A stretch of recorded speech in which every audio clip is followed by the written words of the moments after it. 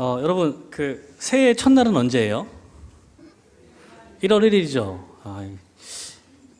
2부 때 오시는 분이 더 똑똑하신 것 같기는 해요. 바로바로 대답을 잘 해주시더라고요. 어릴 때 좀 헷갈리던 게 있었는데, 그때는 그 신정이 연휴가 이틀을 줬던 것 같아요. 1월 1일하고 1월 2일까지 쉬는 날이었거든요. 빨간색이었습니다. 그래서 어느 순간인가 설날이 우리 고유의 명절이다 보니까 연휴를 그쪽으로 더 많이 주기 시작을 하고, 여기를 이제 하루 빼서 하루만 쉬는 걸로 바뀌었더라고요. 아쉽죠? 두 개 다 주지, 조삼모사처럼 왔다 갔다만 하고 늘려주진 않더라고요. 근데 그럼 언제가 진짜 새해 첫날인가요? 진짜 1월 1일이 새해 첫날인가요? 그러면 설날 연휴는 그냥 쉬는 건가요? 이게 헷갈리잖아요. 음력을 세고 양력을 세니까 헷갈립니다. 문제는 이스라엘도 달력이 있잖아요. 이스라엘은 음력을 셌을까요? 양력을 셌을까요? 양력을 센 거라고 생각하시나요? 이스라엘 음력 썼어요. 이스라엘 음력 썼습니다. 그래서 날짜가 사실 좀 복잡해요. 주전 925년에 게셀에서 달력이 출토가 됩니다. 뭐 이제 우리가 생각하는 것좀 자세한 달력은 아닌데 농사력이 대충 써 있어요. 히브리어로 7줄 정도가 써 있는데 내용이 이래요. 수장, 올리브를 이제 창고에 넣는 거 2개월, 곡식 파종 2개월, 늦은 파종 2개월, 잡초 제거 1개월, 보리 수확 1개월, 밀 수확과 곡식 개량 1개월, 포도 수확 2개월, 여름 과일 수확 1개월. 이면 10달이 꽉 차는 거예요. 이게 게젤의 농업력이라고 부릅니다. 이거를 좀 표로 만들어 놓은 게 다음 그림인데요. 잘 보일까 모르겠어요. 이게 원형으로 되어 있는 달력 그림이 있습니다. 가장 안쪽에 1부터 10위까지가 써 있는 게 지금 우리가 쓰는 태양력이고요. 그 바깥에 있는 동심원에 이스라엘 달 이름이 써 있습니다. 그리고 그 다음에 이제 농사적으로 비가 오고 뭐 언제가 가물고 이런 게 써 있고, 이제 그 다음에 이제 뭐 아무튼 해야 될 일들이 쭉쭉쭉쭉 써 있습니다. 이스라엘이 주변 국가들은요, 언제가 그 중동 지방에서 언제를 새해로 생각했냐면, 여기가 건기와 우기가 있는 지역이다 보니까 건기가 끝나면서 농사가 시작이 되는 거예요. 그래서 건기가 끝나면, 가뭄이 끝나면 지금 이 표에서 한 9시쯤 되는 방향에 거기서 가뭄이 끝나고 이제 비가 오기 시작합니다. 그게 티슈리월이에요. 이게 그 당시에 주변 나라들이 생각하던 새해의 시작입니다. 우리가 생각한 것처럼 가을, 겨울 끝나고가 아니고, 여기는 이제 가뭄이 끝나고 농사를 지을 수 있을 때가 새해의 시작이라고 생각한 거예요. 근데 이스라엘은요, 다 그런 상황들 가운데에서 혼자 지금 1월을 바꿔야 돼요. 오늘 본문에 보시면 2절에 보시면 이 달을 너희에게 달의 시작 곧 해의 첫 달이 되게 하시고 이야기하거든요. 해의 첫 달이 이번 달이에요. 그 달이 무슨 달이냐면 6월절이 껴있는 달이 1월이 되는 거예요. 그래서 아까 그 표에 봤을 때 3시쯤에 있는 니산월, 그 전 이름은 아비벌이고 후에 니산월로 바뀌는데, 니산월이 이스라엘 첫 번째 달이 되는 거예요. 골치 아프죠. 저 어릴 때 초등학교 때 그런 거 물어봤어요. 꼭 이제 그때 약간 좀 그 역사 인식에 대해서 좀 자주적인 인식이 강해가지고 꼭 단기를 물어봤어요. 단기. 단기 몇 년이야 이런 거 물어보면 애들끼리 막 기사 잡고 대답하고 막 이랬습니다. 안 그러셨나요? 비슷한 시대 사신 분들 계실 텐데, 단기 막 이런 거 아시는 분 있잖아요. 막 그런 거 물어봤어요. 헷갈리죠.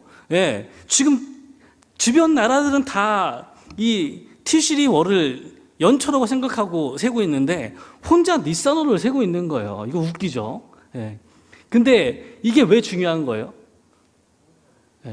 한 해 처음이라고 시작하는 것이 일반적인 사람들은 농사력에 따라가는 거예요. 농사를 언제 짓고 언제 우리의 활동을 시작할 수 있는가가 중요한 거예요. 그 흐름이 1년을 다 끌고 가는 겁니다. 그래서 하나님께서 이스라엘 백성에게 말씀하실 때 너희의 첫 해를 6월절에 맞추라고 이야기하는 거예요. 이게 하나님의 백성이 살아가는 방식인 거죠. 일부러 그렇게 하시는 겁니다. 한 해의 중심이 어디 있는 거예요? 하나님께서 우리를 구원해 주신 사건이 한 해의 시작점인 겁니다. 거기서 우리의 신앙이 시작되는 거예요. 너무 멋있죠? 그럼 우리는 어디다가 1월로 해야 될까요? 우리 민족을 구해주신 8월부터 우리는 1월 이렇게 셀까요? 되게 헷갈리겠죠? 예. 이스라엘 사람도 엄청 헷갈렸을 거예요. 그럼에도 불구하고 이렇게 하라는 이유는 하나님을 기억하는 것이 중요하기 때문인 거예요. 하나님은 그 의미를 부여해 주십니다. 이스라엘 백성이 그들의 구원을 기억하고 그것을 재현하는 것이 하나의 시작이 되게 만들어 놓으신 거예요. 자, 그러면 유월절을 어떻게 해야 될까요? 미리 준비하는 모습이 나옵니다. 출애굽을 앞두고 맨 마지막 10번째 재앙을 앞두고 있는 상황들 가운데 생각보다 빠듯하게 진행되는 게 아니라, 사실 오늘 말씀 보면은 3절에 그달 열흘에 그 잡을 예물들을, 양이나 염소를 미리 마련해 두게 됩니다. 그리고 열 나흘에 잡아요. 상당히 기간이 있죠. 미리 유월절을 준비하게 만드시는 거예요. 그래서 3절 말씀에 말씀 펴고 계셔야 돼요. 계속 왔다 갔다 합니다. 너희 각자가 어린 양을 취하래요. 그럼 4인 가족이면 몇 마리 잡아야 돼요? 그러시면 안 돼요. 성경을 좀 자세히 보셔야 됩니다. 자, 어린 양을 취하는데 각 가족대로 그 식구를 위하여 어린 양을 취하라는 말씀을 하는데, 식구의 수대로가 아니에요. 4절 잘 보세요. 4절 뒷부분에 보면 각 사람이 먹을 수 있는 분량에 따라서 너희 어린 양을 계산하래요. 먹을 수 있는 분량. 그럼 몇 마리? 그대로 4마리? 다 먹을 수 있으세요? 네. 먹을 수 있는 분량만큼을 양을 잡는 거예요. 근데 우리가 식구가 숫자가 적어요. 예. 그러면은 옆집이랑 합쳐서 그걸 다 먹을 수 있는 만큼으로 잡는 거예요. 훨씬 합리적이죠. 예. 야, 사람 수대로 잡으려면 얼마나 힘들겠어요. 그죠? 예. 같이 먹을 수 있는 만큼입니다. 그러면서 제물로 누구를 생각하냐면, 여기 5절에 보면 흠없고 일련된 수컷을 필요로 합니다. 양이든 염소든 상관이 없어요. 예, 너희의 어린 양은, 어린 양이라는 단어가 사실 양을 가리키는 단어는 아니에요. 양이든 염소든 일련된 수컷을 잡습니다. 여러분, 제물을 드릴 때 어떤 제물이 제일 좋은 제물이겠어요? 사실 아까 1부 때 물어봤는데 저는 답을 모르고 물어보는 거예요. 여러분, 소고기를 드실 때, 그렇죠? 암소도 있고 숫소도 있고 거세한 소도 있고 송아지도 있고 다 있잖아요. 어느 소가 제일 맛있는 거예요? 암소가 맛있어요? 저는 몰라서 물어보는 거예요. 답을 알고 물어보는 게 아닙니다. 예.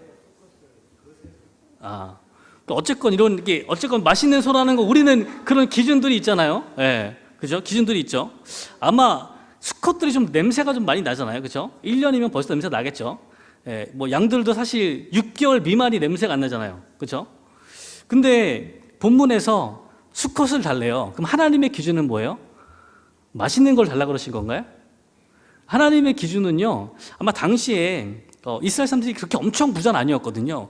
가축대를 치는데 가축대 중에서 사료만 열심히 먹고 생산성이 떨어지면 없애야 되잖아요.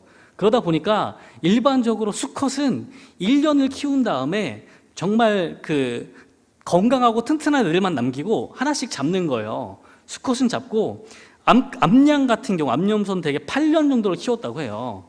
예, 새끼를 낳고 젖을 먹이고 하니까. 그러니까 상식적으로 봐도 고기로 쓰이도록 키우는 거는 숫양과 숫염소가 되는 거겠죠. 그리고 또 생각보다 금방 죽었대요. 가축이 한 4분의 1 정도는 1년을 버티지 못하고 좀 약한 개체들은 먼저 죽는 거예요. 그러니까 1년쯤 키운 거는 건강하게 잘 자란 거고, 아마 그 중에서 흠이 없고 제일 좋은 것들로 골라서 예물을 준비하게 되는 겁니다. 아마 이런 내용들은 당시에 이제 고기로 쓰이는 가축들 중에서 예배자가 준비할 수 있는 것 가운데 가장 좋은 것을 이제 바치는 것으로 이야기가 되는 것 같아요. 이제 유월절이 시작됩니다. 하나님의 명령이 특별하게, 하나님 이스라엘을 구원해 주시겠다고 하는데 우리는 뭘 하면 좋을까요? 밥을 먹어야 돼 라고 시작합니다. 괜찮죠? 우리 하나님은 되게 좋은 분이에요. 예, 이제 출애굽을 해야 되잖아요. 길을 떠나야 되니까 일단 먹이고 시작하시는 분입니다. 우린 그런 하나님을 믿고 있는 거예요.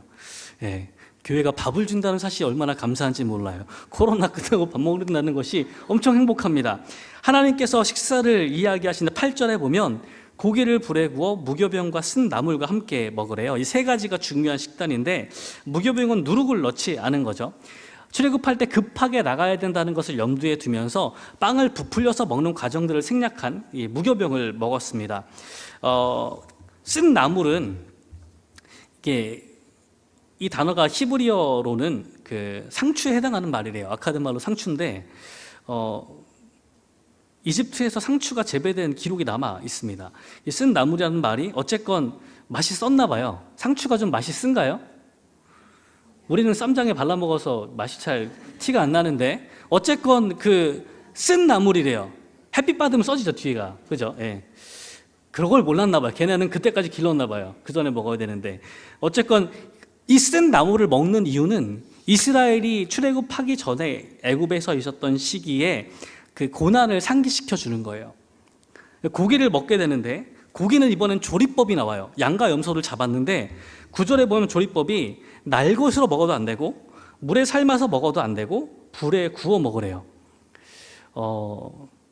우리의 추측으로 한 정답이 없는 이야기라 추측을 하자면 날것으로 먹으면 가다가 배가 아플 수 있잖아요. 출애굽을 해야 되는데 먼 길을 가야 되는데 그건 제 생각이에요. 근데 원래 학자들이 이야기할 때는 당시 주변 민족들 가운데 그들의 축제 가운데 이교도의 봄 축제 중에서 생고기를 먹던 관습이 있던 곳이 있다고 합니다. 아마 이제 그런 거를 염두에 두고 다른 종교의 전통을 따라가지 않도록 하신 것이 아닐까라는 추측도 해요. 정답은 모릅니다. 그렇게 이야기를 하고 두 번째는 이해가 돼요. 삶아서 먹지 말라는 거는 조리 시간이 길어지거든요. 네, 지금 이 저녁을 10일 날 예물을 준비해 놓죠. 양과 염소를 준비하지만 사실 얘네들을 잡는 날은 14일 날 해가 지면서 잡는 거예요. 그리고 바로 저녁 식사를 하고 출발을 해야 돼요. 그러니까 삶아서 조리할 만한 시간이 없습니다. 그러니까 바로 구워 먹을 수밖에 없어요.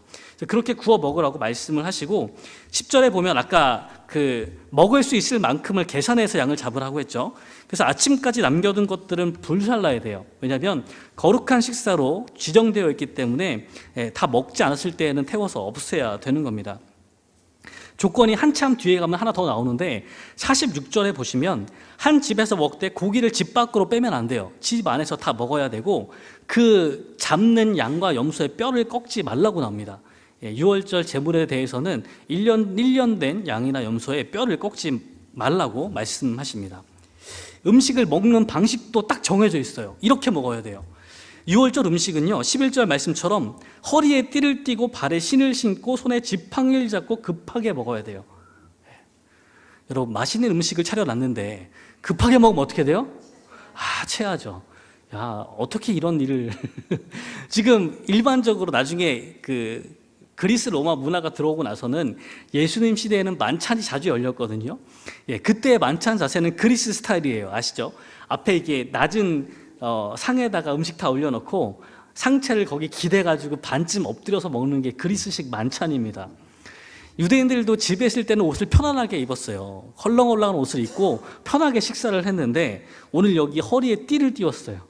이미 얹히는 것 같아. 이렇게 허리에 띠를 띠고 여행 갈 준비 다 하고 막 신발 다 신고 지팡이 신고 앉아서 먹었을까요? 서서 먹었을까요? 약간 서서 먹는 느낌이죠. 이거 맛있었을 것 같긴 한데, 그죠? 왜 밖에 나가서 바베큐 하시면 우리 남편분들 다 밖에서 계속 서서 고기만 굽고 있잖아요. 근데 거기서 구워 먹으면 맛있어요, 맛없어요? 그래도 맛있죠. 아무튼 그랬을 것 같긴 한데 어쨌건 급하게 바로 나갈 준비를 다 하고 식사를 하고 있는 거예요. 이게 6월절의 이야기입니다. 그러게요. 하나님께서는 먹을 수 있다는 분량에 아마 우리가 생각하는 거는 내가 가장 많이 먹을 수 있는 걸 생각하잖아요. 이만큼 먹을 수 있어. 근데 그런 느낌은 아닌 것 같아요. 가끔씩 뷔페 가서 열심히 먹다 보면 일어나기 전까지 미처 몰랐는데 일어나면 막 배가 막 그렇죠? 앉았을 때랑 일어날 때는 느낌이 완전히 다르잖아요. 그렇게까지 먹는 게 아니고 적당히 먹을 수 있는 분량만큼을 이야기하는 것 같아요. 이제 출애굽이 다가옵니다. 하나님의 구원의 때가 다가오고 있는데 그러면 이스라엘이 먹는 것 말고는 뭘 해야 되는 거예요?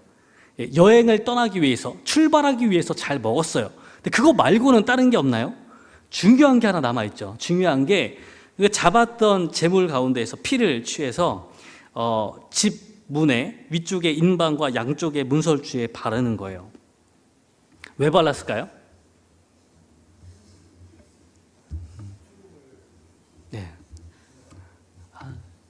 너무 감사합니다. 너무 답을 잘 알고 계시고 아마 당시 종교들에서는요, 이 피가 좀 악한 세력들을 물리치는 데 자주 쓰였대요. 메소포타미아에서는 집 문틀을 붉은색으로 칠했는데 붉은색이 악기를 막는다고 믿었대요. 생각해 보니까 우리도 좀 비슷한 미신 있지 않아요? 동지에 빨간 팥죽 해가지고 막 귀신 쫓는다고 했던 것 같아요. 약간 동서고금을 막론하고 붉은색이 약간 효과가 있는 것 같기도 하죠. 그럼 원래 그래서 하셨을까요? 지금 이렇게 빨간색 피를 발라서 귀신을 쫓고 있나요? 아니죠. 그거 아니죠. 예. 지금 내용이 그게 아니에요. 23절 밑에 보시면 문 인방과 좌우 문설주의 피를 보시면 여호와께서 그 문을 넘으시고 멸하는 자에게 너희 집에 들어가서 너희를 치지 못하게 하실 것임이라 이야기합니다. 지금 여호와의 사자가 다니는 거예요. 예, 애굽의 장자들을 죽이기 위해서 다니고 있는데 이 피를 보면 여호와께서 넘어가게 하시는 거죠. 이스라엘 백성들을 보호하시는 거예요. 많은 분들은 그래서 이 피에 정결하게 하는 좀 그런 이유가 있지 않겠냐라고 이야기해요. 왜냐하면 여기에는 없는데 22절에 보면 이 문에다가 피를 바를 때 손으로 바르는 게 아니고 우슬초 묶음을 가져다가 피를 바르게 됩니다. 근데 우슬초가 다른 곳에는 되게 정결 의식과 관련이 되어 있거든요. 그래서 그런 의미를 따지면 이스라엘 그 집을 정결하게 하는 모습과 좀 관련이 되지 않는가라고도 이야기합니다. 근데 이 문 인방과 문설주에 바르는 행동이 구약에서 여기밖에 안 나와요. 그러다 보니까 그 뜻을 명확하게 이야기하기가 좀 어렵습니다. 사실 조금 더 유사한 거는요, 출애굽기 29장과 레위기 8장에 보면 아론과 그의 아들들을 대제사장으로 임명하는 제사가 나옵니다. 그때 이제 번제의 수량을 잡고 위임식의 수량을 잡아서 피를 뿌리고 바르고 또 숫양의 고기를 먹고 일주일 동안 회막 밖에 나가지 않고 나머지는 불사르는 것 등 아주 유사한 일들이 진행되기 시작합니다. 이렇게 누군가를 특별하게 하나님을 섬기는 사람으로 성별하는 예식과 오늘 이 피를 바르는 예식이 아주 유사하게 닮아 있습니다.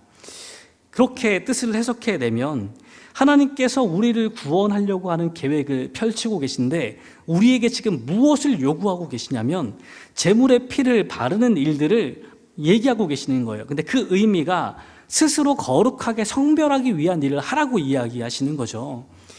6월절에 참여함으로써 이스라엘 백성은 스스로를 거룩하게 구별합니다.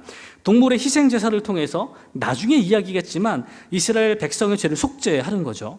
문지방에 바른 피는 그 안에 있는 것을 정결하게 하고 희생 제물의 고기를 먹는 것은 그것을 먹은 사람을 성별하는 겁니다. 6월절 의식에 참여함으로써 이스라엘 백성들은 하나님의 백성으로 하나님의 거룩한 나라로 자기를 구별한 행동을 하는 거예요. 이것이 11절에서 말하는 여호와의 유월절입니다. 그런데 오늘 본문 말씀은 그 첫 번째 유월절 이야기만 하는 게 아니라 바로 연결해서 그것을 계속해서 기념하라라고 이야기해요. 14절의 말씀을 보면 너희는 이 날을 기념하여 여호와의 절기를 삼아 영원한 규례로 대대로 지키라라고 말씀합니다. 성경은 분명한 목적이 있는 책입니다. 특별히 토라는 모세오경은 더 그런 의미가 있는데요. 모세오경의 중요한 의미는 이 말씀을 듣는 사람들을 가르쳐서 과거의 일들을 가르쳐서 지금 어떻게 살아가야 하는지를 알려주고자 하는 거예요. 유월절은 하나님께서 우리를 구하시는 애굽의 종살이에서 이스라엘을 해방시키시는 일을 의미합니다. 근데 이것을 매년 지킨다는 건 어떤 의미가 되는 거예요? 그 해방을 경험하지 못한 자녀들에게까지 계속해서 하나님께서 그렇게 하신다는 것들을 알려주는 겁니다.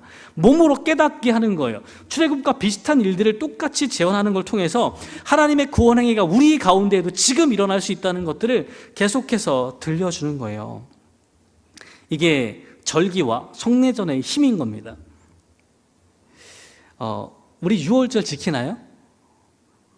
여러분 유월절 지키세요? 이렇게 중요한 건데 왜 안 지키세요? 목사님이 지키라고 얘기를 안 했죠. 유월절을 안 지키는 이유는요, 이 유월절이 그 아브라함의 자손들에게 가는 이제 언약이잖아요.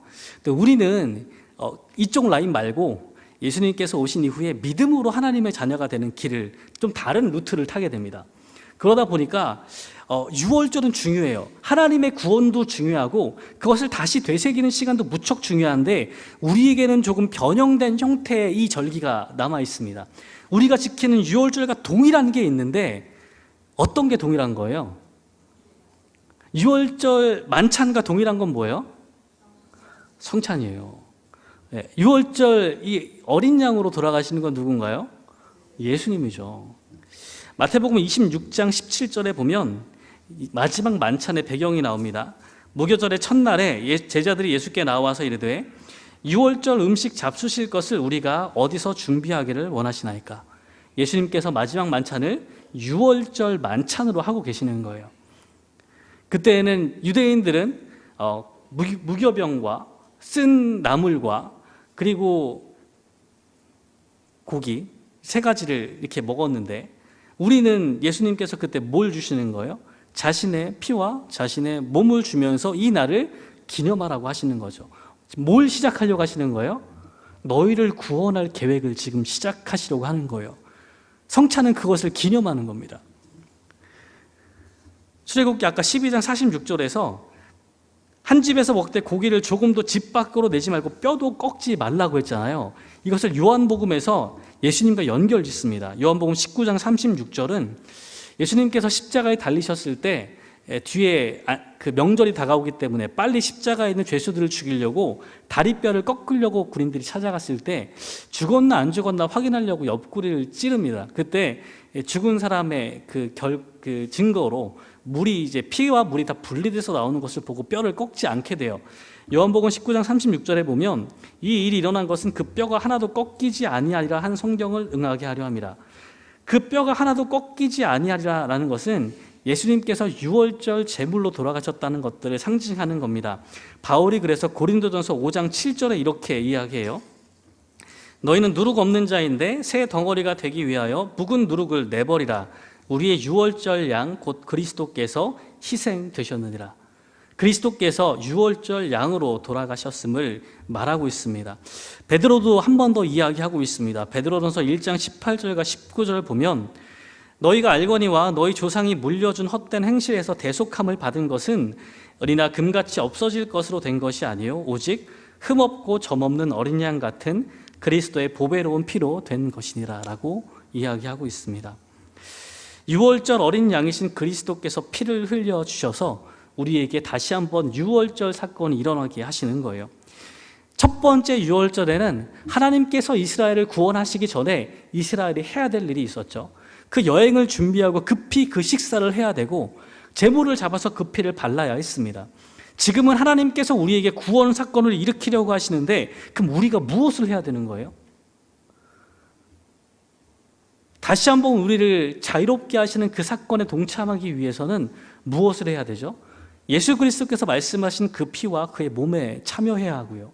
그의 피로 다시금 하나님의 건너가게 하심을 덧입는 사건들이 필요한 겁니다. 고린도서 5장 7절 아까 말씀처럼 하나님은 우리를 누룩 없는 새 덩어리로 만들려고 계획하세요. 이것이 구원의 계획입니다. 지금 아직 노예처럼 살고 있을지 모르지만 우리가 무언가에 매여 살고 있을지 모르지만 아직 하나님께서 생각하신 가장 좋은 모습에 이르지 못했을지 모르지만 하나님은 그 구원의 계획을 통해서 우리를 그 누룩 없는 덩어리로 만들려고 계획하고 계십니다. 그때 그러기 위해서 우리가 뭐가 필요한 거예요? 그리스도의 피와 그리스도의 몸에 참여하는 일로 주님 앞에 나아가는 일이 필요합니다. 이전보다 조금 더 쉬워진 것 같아요. 그거 다 안 먹어도 되고 양도 안 잡아도 됩니다. 뭐만 하면 돼요?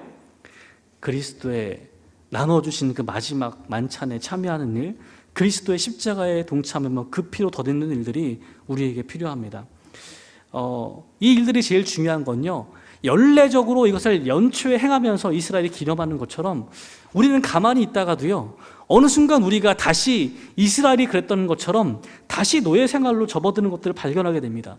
이스라엘이 출애굽했는데 그럼 그 뒤로 계속 자유롭게 잘 살았냐고요? 계속 누군가의 침입을 받고 계속 종처럼 살아요. 그러니까 매년 이 일을 기념해야 되는 거예요. 다시금 자유롭게 하실 하나님을 기억하고 만나야 하는 겁니다.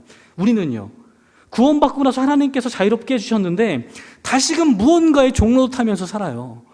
다시금 무언가에 끌려 들어가 있고 답답하게만 살아갑니다. 우리에게 다시 무엇이 필요하죠? 하나님의 구원이 필요합니다. 그러기 위해서 지금 우리가 해야 할 일은요, 새 덩어리가 되기 위해서 묵은 누룩을 내어 버리는 일들이 필요합니다. 우리에게 또 다른 유월절이 필요합니다. 함께 찬양하고 기도하기 원합니다. 하나님께서 오늘도 하나님의 구원 계획을 우리에게 일으켜 주시겠다 말합니다.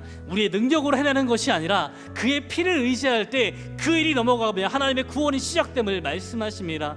그리스도의 피를, 그의 나눠주시는 몸과 피에 참여하는 우리가 되기를 원합니다. 세례로 주님의 백성을 되고 이제는 주님께서 매일 우리에게 베풀어 주시는 그 구원의 사건이 믿음 가운데 드러나기를 다시 한번 주님의 이름 한번 부르고 함께 기도하겠습니다.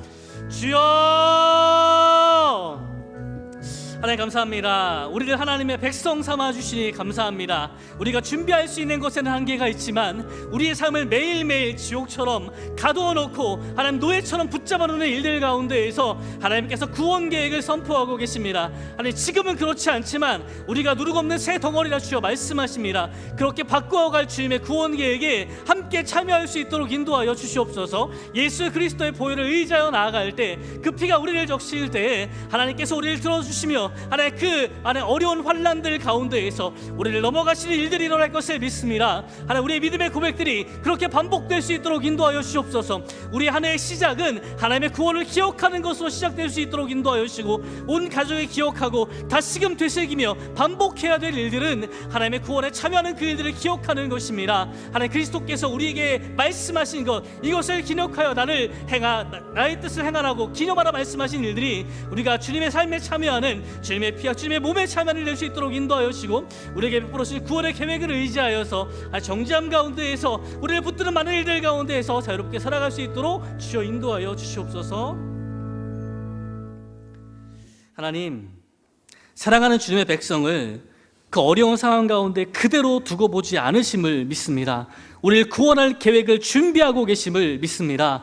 우리의 힘과 능력이 아니라 그리스도의 보혈의 피를 의지하오니 하나님 그 피를 우리에게 뿌려 주셔서 우리가 하나님의 계획 가운데 그 멸망과 그 어려움들을 지나갈 수 있도록 인도하여 주시옵소서. 하나님, 우리가 그 계획에 먼저 참여하는 사람들 되게 인도하여 주셔서 하나님께서 우리를 누룩 없는 새 덩어리로 만들어 가실 때 우리가 그 일의 증인이 되게 하여 주시고 목격하게 하여 주시고 하나님이 하신 일들을 선포할 수 있도록 인도하여 주시옵소서. 우리가 경험한 하나님에 대한 고백이 매년 반복되게 하여 주시고 그것이 우리 자녀들에게 이야기 될 수 있도록 인도하여 주셔서 온 가정이 하나님을 경외하는 가정으로 설 수 있도록 이끌어 주시옵소서. 이 모든 말씀 예수님의 이름으로 기도하옵고 이제는 우리 주 예수 그리스도의 은혜와 하나님 아버지의 변함없는 사랑하심과 성령님의 내주하셔서 우리 가운데 하나님을 의지하는 용기를 허락하여 주심이 이제 하나님께서 베풀어 주실 일이 아직 보이지 않지만 그 일에 믿음으로 참여하여서 하나님의 구원 계획의 증인이 되기를 결심하는 사랑하는 모든 경조들에게 성도들을 위해 이제로부터 영원토록 함께 하실 것을 간절히 축원하옵나이다. 아멘.